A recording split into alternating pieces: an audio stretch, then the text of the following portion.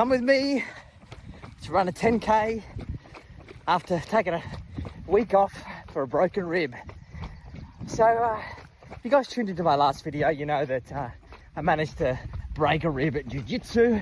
One of the joys of rolling around with 100 kilo banana farmers when you're only 56 kilos, but that's comes with the territory.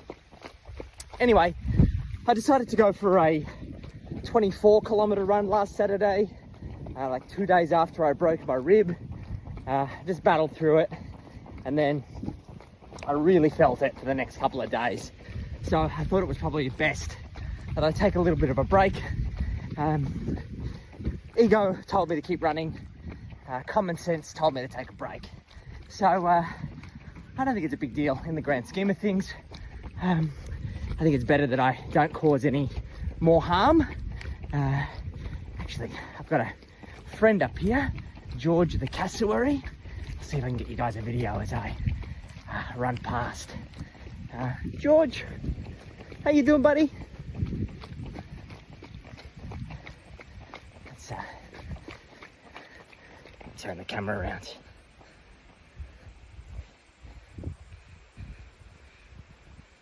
G'day, George. How you doing, mate? All right, I'm just gonna leave him to his own devices so he doesn't chase me. He seems pretty chill today, which is good. Him and his friend bailed me up the other day, which is a little bit scary. Anyway, I think it's important. I've got this big race that's coming up. Pretty sure I've got this ticket. Thank you, Bjorn, to the Cosy 100. And it's coming up in 2 months. End of November. I got to seriously ramp up this training. So I'm pretty much going to be running 80 to 100K a week leading up to the race, because I've got to get conditioned.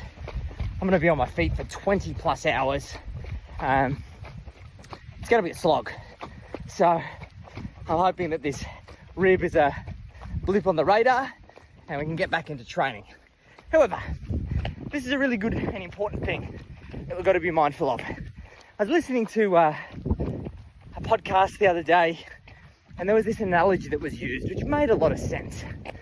It was talking about this idea that we kind of rise to the heights of our ambitions, but we fall to the quality of our systems. And the analogy that they used was sprinters, runners. All runners at a race have the goal, the ambition to win, right? And it's not their goals and ambitions that get them to first place. It is the quality of their systems. It's the systems around their training, the systems around their nutrition, the systems around recovery, all of these associated things. And of course, there's genetics and other factors that come into play.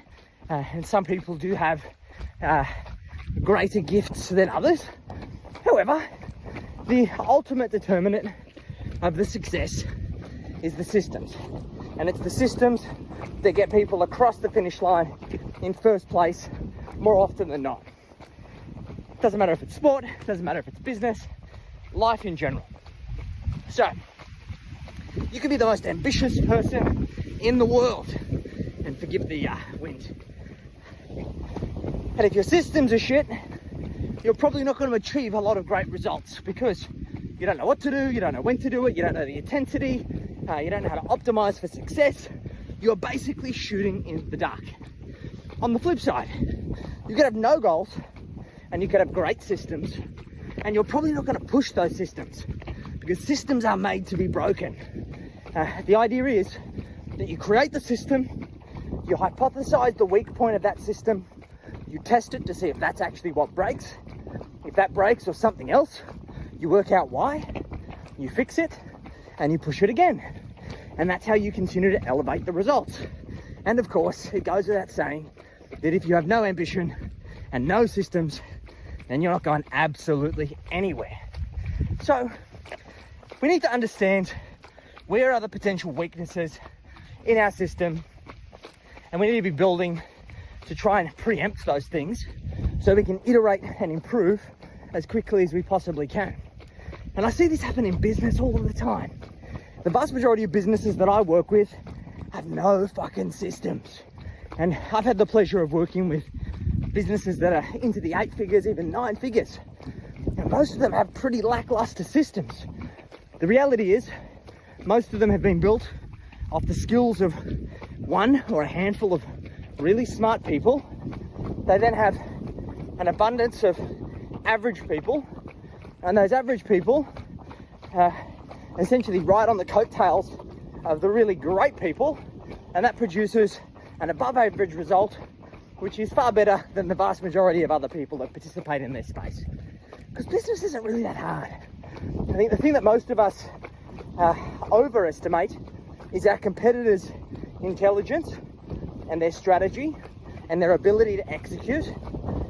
So we can get away with not having to do a whole lot. But imagine if you did a whole lot. Imagine if you did it properly. What would the results be? How much more freedom and flexibility would you have? How much more growth would you have? There's a lot of opportunity left on the table. So how do we go about it? How do we create these systems? Well, we first need to think about the goals and the ambitions, right? There's a spectrum here. Some people want a business that is a lifestyle business, and it is all about freeing themselves from the day-to-day operations of the business and disconnecting their effort from their income so they can just focus on the stuff that they really enjoy. Well, we've got to build systems a particular way to support that outcome. On the other side, somebody might be really hungry for growth and want to build the biggest beast of a business that they could possibly build. And the systems for that business are going to be really, really different. So you need to determine the path that you want to take, because it really is a choose your own adventure book. Next, we need to start working on the playbooks. Ultimately, there are 4 playbooks that you need to build with a foundational playbook that supports it. So let's call it 5 playbooks. You need a marketing playbook. You need a sales playbook. You need a delivery playbook, and you need a growth playbook. And these playbooks are essentially your methodology of how you produce value in all of those 4 pillars of your business.